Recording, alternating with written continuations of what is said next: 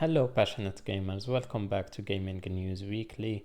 This week we had PlayStation announce the games for September for PS Plus, and as part of that announcement they also decided to announce a bad news that did not go over well. We have also a game developer that has been around for 30 years unfortunately shutting down, and we have a new gaming handheld announced.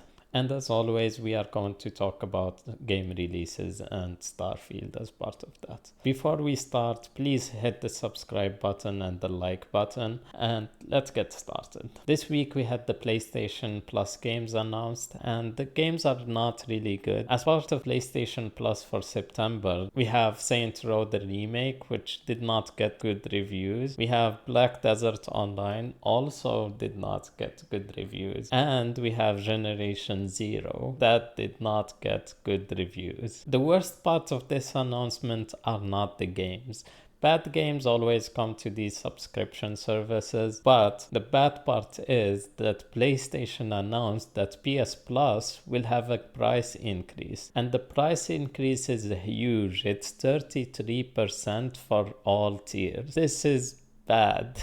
Like, I don't know what they were thinking. Show them bad games and tell them also the bad news. I have the PlayStation Plus Premium tier, and I'm personally not happy with it because they promised some classic games and we did not get any classic games. They have some PS4 games as classics, and that's not classic. When I hear classic, I hear PlayStation 2, PlayStation 1, and PlayStation 3. They are not delivering on those platforms. Also, one thing that gamers are not happy about when it comes to the subscription, whether it's PS Plus or Xbox Game Pass, it's that you need the subscription to play online, and this does not exist on PC. Some people actually pay for these subscriptions just to play online. I think requiring a subscription for online play is really bad, and it's a thing of the past. I think all these companies, both Xbox and PlayStation, they need to remove the online payment. As a result of this announcement, Jeff Grubb mentioned on his podcast that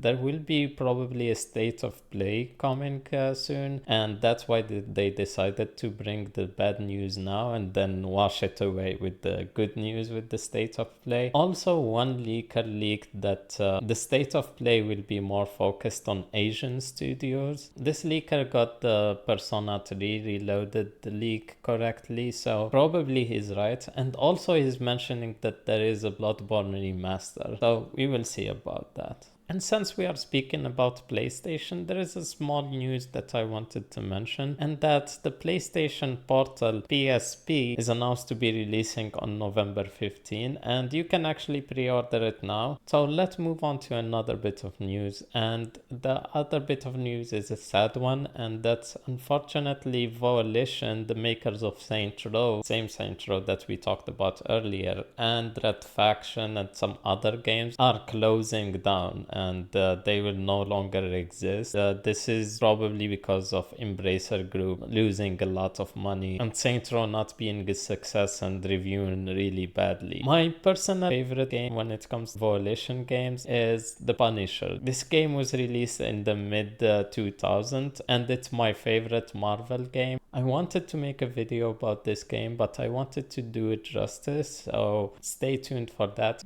The last bit of news that I wanted to talk about is a new gaming handheld has been announced, and this time it's by Lenovo. It's called the Lenovo Legion Go, and it's a competitor with the ROG Ally. It comes out sometimes in October, and it costs $700. This gaming handheld has some features that others don't. They have something like the Switch that you can remove the Joy-Cons. Also, it has trackpad, some other buttons, and you can actually use one of the Joy-Cons as a mouse. You can see this video that demonstrates how the Joy-Con as a mouse works. Also, an interesting detail about this announcement, this device will have a 1600p display. That's way more than the ROG Ally and the Steam Deck, and I'm not sure if this handheld is capable of doing 1600p. I think at best you are going to use this device at 1080p or even lower. Also, I wanted to mention that this new handheld uses the same chip as the ROG Ally, so it's the Z1 Extreme chip from AMD. I'm really happy to see this competition between gaming handhelds and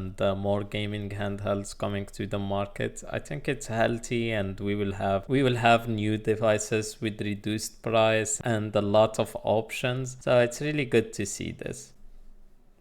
Let's move on to what got released this week. The big one is Starfield, and it's currently sitting at 88 Metacritic, and 93% of the critics recommend it on OpenCritic. The game is really good. I played the early access of it, and it's a Bethesda game, as you expect. If you are a fan of Bethesda games, you should play it. Currently, it's still in early access, so we cannot see Steam reviews, but it already peaked at 236,000 players, and these ones are the ones that paid for the premium edition that cost $100. I expect that the game will peak at 700,000 players on Steam. I don't expect it to go over 1 million, but some people are saying that it will go over 1 million. To give some context, only one single player game that's peaked at 1 million players, and that's Cyberpunk. Problem with Starfield, it's a really good game, but there is Game Pass, so it will cannibalize a little bit of game sales. Digital Foundry made an analysis about the game, and it's well optimized for Series S and X, so if you have an Xbox, you don't have to worry about performance.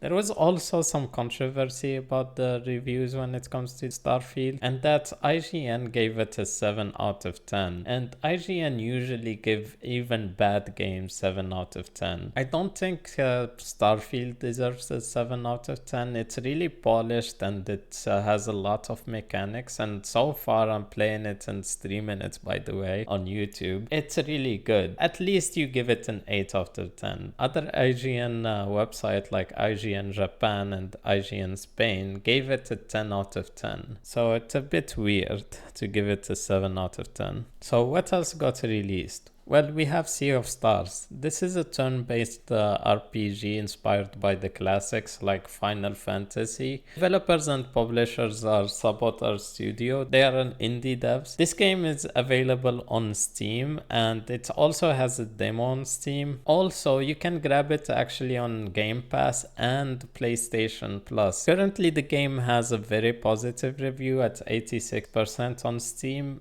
and 89 OpenCritic, with 99% of the critics actually recommending the game. I think the game looks really good. Even I, as a person that does not play JRPGs or turn-based RPGs, I find the art style and the gameplay looking really good. So I will give it a try on Game Pass, and I recommend that you do as well. That is it, passionate gamers, for this week. Thank you for watching. If you liked the video, press the like button and the subscribe button. Also, press the bell button if you want to get notified whenever I go live. Anyway, guys, thank you for watching.